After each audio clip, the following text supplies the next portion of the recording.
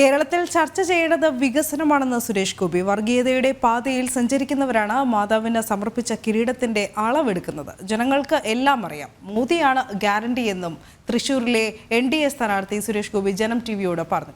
M Manoj തയ്യാറാക്കിയ റിപ്പോർട്ടിലേക്ക് ആദ്യം. ചതിക്കില്ല, വഞ്ചിക്കില്ല, ഒരിക്കലും. അത് നിങ്ങളുടെ ഒറ്റക്കെട്ടായിട്ടുള്ള ആവശ്യങ്ങളുടെ കാര്യത്തിലാണ് ഞാനിത് പറയുന്നത്. വ്യക്തിഗതമായിട്ടുള്ള അല്ലെങ്കിൽ ഗ്രൂപ്പ് ഗതമായിട്ടുള്ള നിങ്ങളുടെ രാഷ്ട്രീയ പ്രത്യയശാസ്ത്രത്തെ പിന്തുണയ്ക്കുന്ന കാര്യത്തിൽ എനിക്ക് നിൽക്കാനൊക്കത്തില്ല.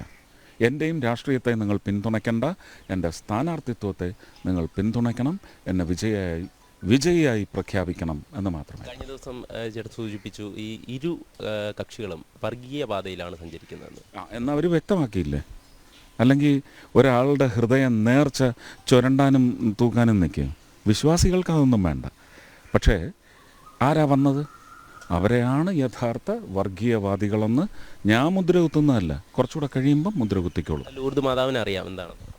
അത് വിടൂ. നമുക്ക് ഇലക്ഷനാണ് പ്രശ്നം. നിങ്ങൾക്ക് കൊച്ചി മെട്രോ ഇങ്ങോട്ട് വേണോ? ഞാൻ നെടുമ്പാശ്ശേരി വഴി ചാലക്കുടി വരെ വരണമെന്ന് പറഞ്ഞതിൻ്റെ അതിൻ്റെ ഒരു എക്കണോമിക്കൽ സയൻസ് നിങ്ങൾ പരിശോധിക്കണം. അല്ലാതെ ഉടനെ അത് BJP-കാരൻ കൊണ്ടുവരണ്ട. അതല്ല, ജനങ്ങൾക്ക് വേണ്ടിയാണ് കൊണ്ടുവരുന്നത്. അതാരായാലും കൊണ്ടുവരട്ടെ. കഴിഞ്ഞ 5 വർഷം ഞാൻ കൊടുത്ത വാഗ്ദാനമാണ്. കഴിഞ്ഞ 5 വർഷം അത് നടന്നോ? ഇല്ല. എന്തിനു വേണ്ടിയാണ് മെട്രോ റെയിൽ വന്നത്? അന്തരീക്ഷ മലിനീകരണം തടയുന്നതിന്, സ്മോക്ക് എമിഷൻ കുറയ്ക്കുന്നതിനും വേണ്ടി, വണ്ടികളുടെ എണ്ണം കുറയ്ക്കുന്നതിന് വേണ്ടി ഒക്കെയല്ലേ വന്നത്. എത്ര വണ്ടികളാണ് കുറഞ്ഞത്? പാലക്കാട് നിന്ന് വരുന്ന ഒരാൾ ആലുവയിൽ കൊണ്ടുവന്ന് വണ്ടി ഇടാൻ സൗകര്യമുണ്ടോ? വണ്ടി ഇട്ടിട്ട് അയാൾ ആലുവയിൽ നിന്ന് കയറി പട്ടണത്തിൽ പോയി കാര്യം സാധിച്ചു വരൂ? പട്ടണം വരെ ഓടിച്ചു പോകും. അതുകൊണ്ട് പട്ടണത്തിൽ യാത്രാ ദുരിതം, പട്ടണത്തിൽ വസിക്കുന്നവർക്ക് അവിടുത്തെ ആവാസ വ്യവസ്ഥിതി, ഇതിനെല്ലാം ചോദ്യം ചെയ്യുന്നു. ഇതിനൊരു പരിഹാരം കാണണ്ടേ? കോയമ്പത്തൂർ വരെ വേണമെങ്കിൽ കൊണ്ടുപോകാം. അപ്പോഴും ഈ പറയുന്ന വിഘടനവാദികൾ ചോദിച്ചതെന്താണ്? നിങ്ങൾ ഫേസ്ബുക്ക് നോക്കൂ. അതങ്ങനെ മെട്രോ റെയിൽ കൊച്ചിയാണ്. കൊച്ചി മെട്രോ റെയിൽ എങ്ങനെയാണ് മറ്റൊരു സ്റ്റേറ്റിലേക്ക് പോകുന്നതെന്ന് ഞാൻ വിളിക്കേണ്ടത് വേറെ പേരാണ്. ഒന്ന് പോയി നോക്ക്.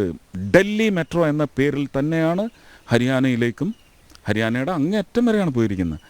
എനിക്ക് തോന്നുന്നു 182nd or 187th സെക്ടറിലേക്കാണ് പോയിട്ടുള്ളത്. UP കടന്നു ചെന്നില്ലേ? എന്താണ് അതിൻ്റെ എക്കണോമിക്സ്? ഡൽഹി മെട്രോയുടെ ലാഭം എത്രയാണ്? കോയമ്പത്തൂരിൽ നിന്ന് വരുന്നവർ പാലക്കാടെങ്കിലും കടന്നു വന്ന് കാർ അവിടെ ഇട്ടിട്ട്, ഇനി ഇതിൻ്റെ പെരിഫറലായിട്ടുള്ള ലാഭം എത്രയാണ്? ജനങ്ങൾക്ക് ചെല്ലുന്ന ലാഭം തരിശു ഭൂമിയായി കിടക്കുന്നുണ്ട്.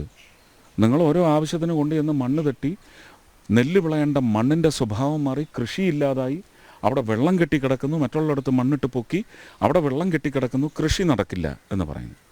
ഈ വേനൽക്കാലത്തെങ്കിലും, വെള്ളമില്ലാത്ത സമയത്തെങ്കിലും ഇതൊക്കെ പാർക്കിംഗ് ഗ്രൗണ്ടായിട്ട് ഉപയോഗിച്ചാൽ, തൃശ്ശൂർ പാലിയേക്കര കഴിഞ്ഞ് ഏതെങ്കിലും ഒരു തരിശു ഭൂമി കിടക്കുന്ന സ്ഥലത്ത് അതിൻ്റെ ഓണേഴ്സിനെല്ലാം, അല്ലെങ്കിൽ അത് പാട്ടത്തിനെടുത്ത് അവിടെ പാർക്കിംഗ് സൗകര്യങ്ങൾ ഒരുക്കി ഈ മെട്രോ റെയിൽ ഉപയോഗിച്ച് അവിടം വരെ ചെന്നാൽ ഉണ്ടാകുന്ന അന്തരീക്ഷ